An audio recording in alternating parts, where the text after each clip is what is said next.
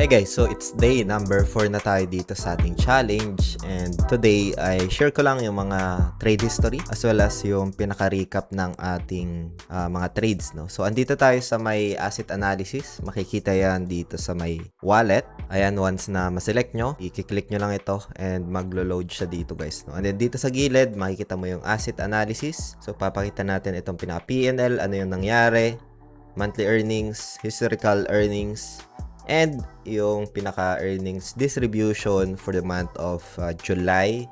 Cumulative P&L natin, makikita natin dito, guys, no? So, papakita din natin dito yung trades natin, setups, sa Discord, ayan, and other ideas pa dito, guys, sa day 4 ng ating challenge. Ano nga ba yung ginawa ko after I got these stop outs sa pinaka-break-even ng setups natin for the day number 3, no?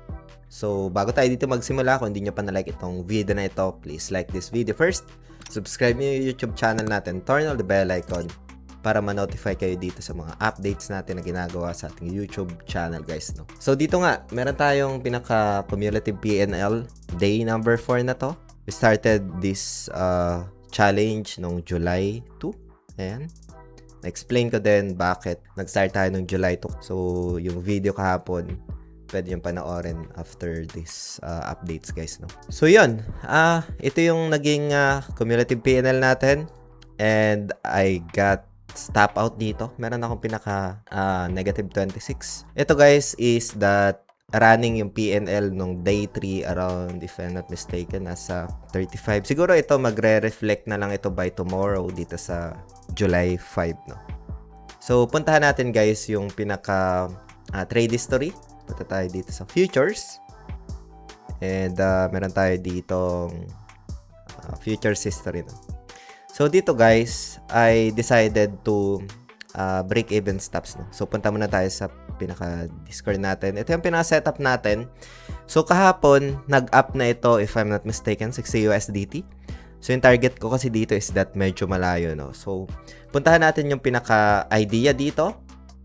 Ayan, yung pinaka-official link pala, guys, nung app na ginagamit natin. Ito, ay ilalagay ko na lang sa description ng video na ito para mapuntahan nyo. And aside from SpaceX pala, like, default natin SpaceX, no? Pero meron tayong mga pairs na wala doon sa ibang platform, like yung Ansem na setups natin, no? Na nagka-profits tayo, like this one. So, wala pa ito sa ibang platform. That's why itong app yung ginagamit natin, no? So, meron siyang early mover advantage. So, like Ansem, wala pa sa ibang platform, pero dito is meron, ano. And then, yung asset analysis na makikita natin dito sa taas, and then sa may asset overview. For transparency ng challenge natin, makikita natin yung mga loss and yung mga trades natin na ginawa dito, no. Ayan. So, yung pinaka-idea, guys, nung CHZ, meron tayong nakita na retest doon sa reclaimed resistance level niya. So, if ever na magkaroon ng continue na pag-hold sa support, ito na mention natin, and yung potential target medyo mataas nga lang, so we can check dito, guys, no. So, CHZ. Ayan. So, kung makikita natin dito, guys, ito yung pinaka-targets ko. I think previous resistance. Ayan. And then dito, ayan, makikita natin meron tayong pinaka-setups, and then I decided to do break-even stops, no. So, meaning, nung tumaas siya dito, I adjusted na yung pinaka-SL, yung dating SL na 1794, ay in-adjust ko na dito, no. That's why, meron pa rin tayong profits. Ayan. So, plus 2.1846. Ito yung Ansem natin na mga cleanos. We have that profits, no. Meron din tayong mga loss. Ay, makikita natin. Ayan. And, check natin last 90 days. Ansem. Ayan, makikita natin dito. Futures history as well. Ayan. So, makikita natin dito, no. So, dito din sa pinaka-order center. Like, for example, pwede natin dito i-check from the start, no. Ayan. So, unang-una, we have profits kay SpaceX. 10 USDT, pero merong pinaka-fees. Kaya, naging around 9 USDT something na lang. And then, we got some SL break-even stops for Ansem as well. And, next one, ito yung mga naging profits natin sa kanya. And, CHZ. yung setups natin. And lahat guys niya makikita dito sa pinaka-wallets and then asset overview. And pagkatapos niyan sa may asset analysis. So dito natin makikita yung pinaka-sparklines, 1 month for example. So dito sa may summary ng earnings distribution as well.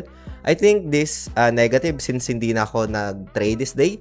Dahil after ko ma-break even, I decided to stop na muna. And by tomorrow, we'll have this SpaceX setups. I-share ko yan sa ating pinaka-Discord. So dito natin makikita yung pinaka-idea. Just like for example, itong idea ng Ansem. We have that insights as well. So pwede kayo mag-join dito if you are interested. I-message nyo lang ako sa Chat with Traders. Ayan. So itong kulay yan. Ito, make sure na ako yung dinidm nyo. Dahil meron naman akong badge dyan. Like for example, yung connections, X and then YouTube, no? So, yun. Dito lang sa may Chat with Traders. Once na makapag-join kayo sa ating Discord, feel free na i-message nyo ako dito. And para magkaroon kayo doon ng pinaka-access for the market intelligence, Genesis Market Intelligence, guys. No? So, I'll keep you posted sa day number 5. This is only a quick recap doon sa ating mga trades na ginawa during day 1, day 2, day 3, and day 4, guys. No? So, I think this negative PNL will reflect by tomorrow. So, dito siya mag-re-reflect. And ito yung naging updated, guys, no? So we have this negative PNL.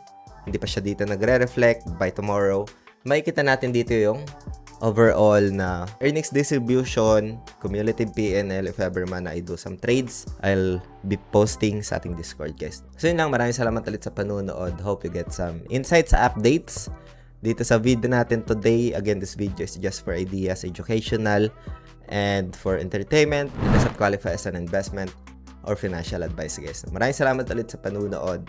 Ingat tayong lahat. Peace out. Bye for now.